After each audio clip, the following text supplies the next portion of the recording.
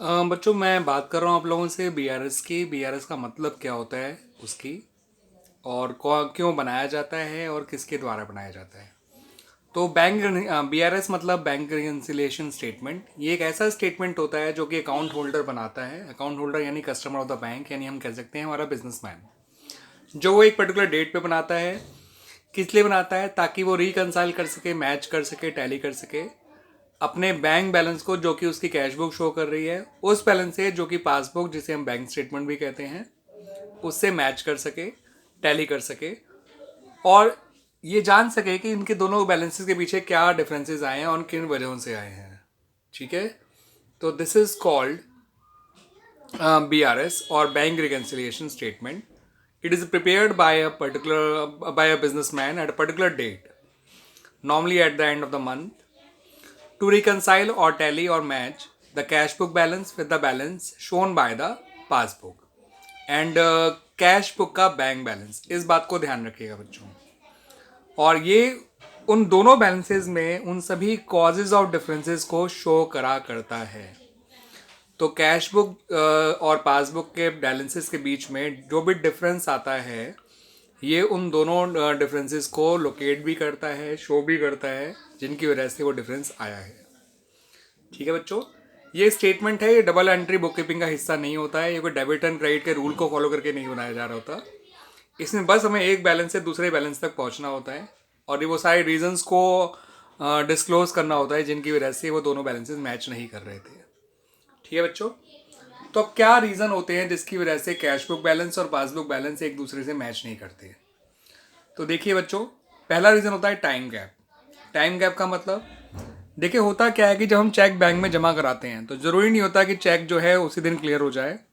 It takes some days to get the cheque cleared. तो that's why आपका जो है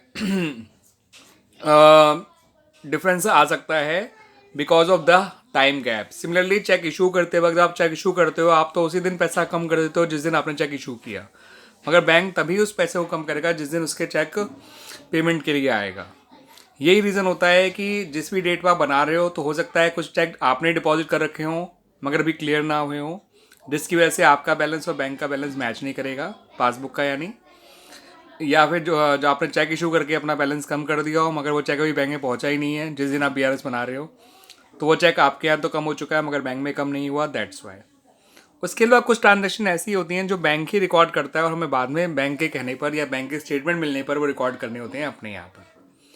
जैसे कि बैंक जब इंटरेस्ट अलाउ करता है हमें तब, या चार्ज करता है तब, जब हमें वो इंश्योरेंस प्रीमियम पे करता है हमारे बिहाफ पे, हमारी को इंस्टॉलमेंट पे करता है तब, जब हम बैंक हमारे बिहाफ पे कोई डिविडेंड कलेक्ट कर लेता है, या कोई कस्टमर डायरेक्टली पैसा बैंक में जाके जमा कर देता है।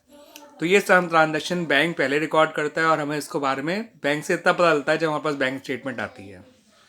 ठीक है बच्चों,